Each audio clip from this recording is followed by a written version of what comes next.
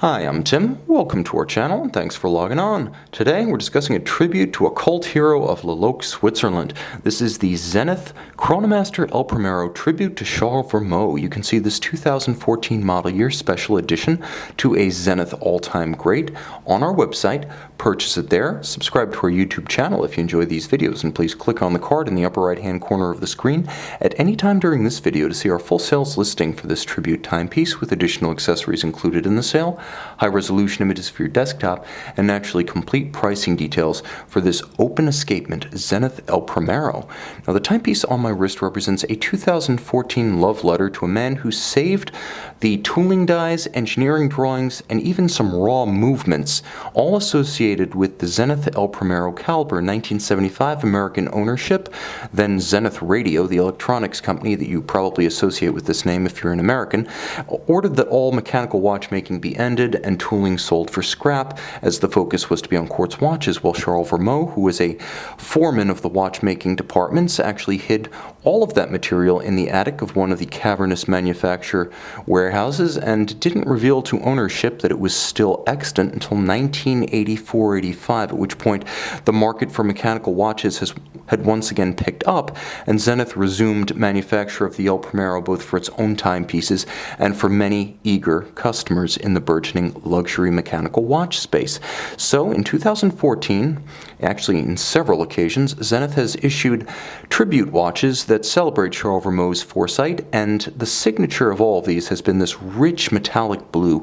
The watch on my wrist, though, is characteristic of the 42mm El Primero case in modern times, which is to say it's the same 42mm from 9 to 3, not including the vintage style pump pushers and the crown. It's relatively svelte in profile, 13.2mm. Much of the loft of the case comes from the dramatically raised box section sapphire, so with the step of the case and the curve of the crystal, a dress cuff easily rides up over the flank. And the watch is compact at 50.65mm from lug to lug. I believe you can wear this watch on a wrist as small as 14.5 centimeters with security and a handsome appearance of proportion.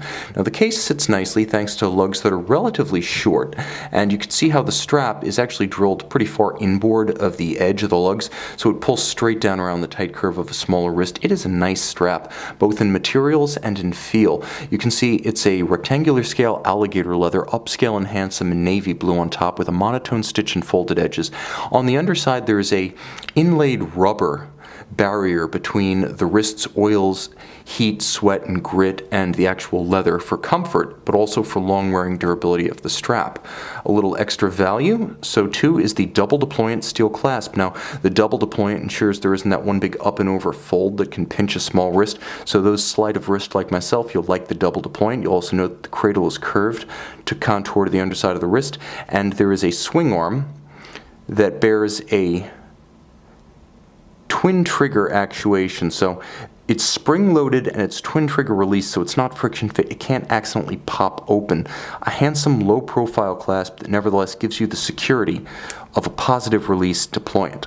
Now, the timepiece is simply finished externally with a rounded case form featuring a small number of sharp character lines.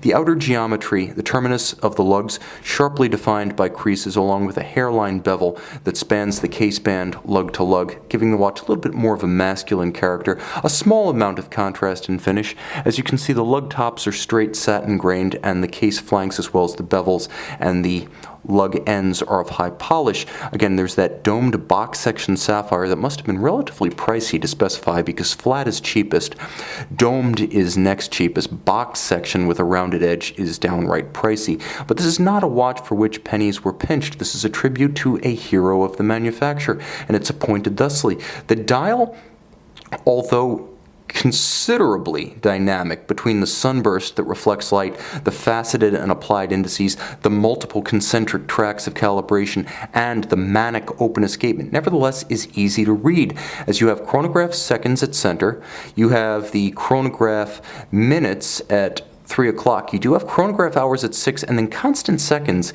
is this tri-spoke mounted on an enormous extension of the fourth wheel. So driving off the fourth wheel, you have that tri-spoke with constant seconds, and the open escapement caliber 4061 El Primero features evacuated bridges, so you're easily able to view the escapement in action. You can see the balance, you can see the anchor and the escape wheel, and it gives you, I would say, 90% of the visual interest of a tourbillon at 10% of the price or less. You'll also note that the escape wheel and the anchor are executed in a sort of iridescent purplish blue. Those are unlubricated silicone components that require absolutely no watchmaker intervention. That is, no lubrication, and that's one of the many limiting factors in a conventional mechanical watch movement. So not only are they handsome to look at, and there's a Zenith star logo actually molded into the spokes of the escape wheel, interesting to look at, and functionally they allow the movement to endure with less maintenance, which is always a good thing.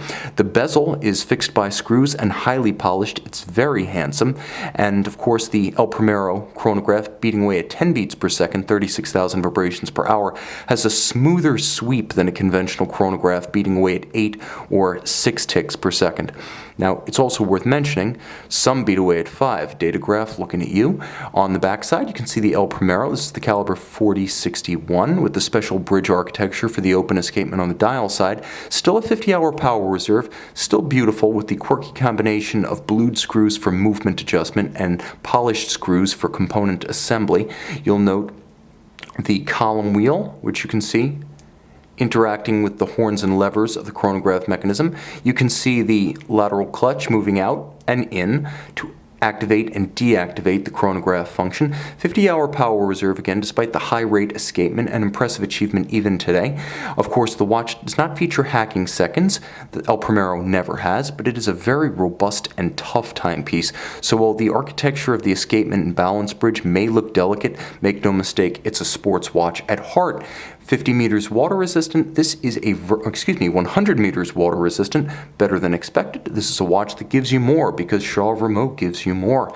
A tribute to a man who effectively saved the identity of Zenith. It's hard to imagine the company continuing without a product to sell in the mid-80s, and especially without the strong sense of purpose, identity, and legacy of the El Primero, the first integrated automatic high-beat chronograph caliber released in 1969, enduring to this day thanks to Charles Remote, and this is his tribute timepiece. See it and own it on our website.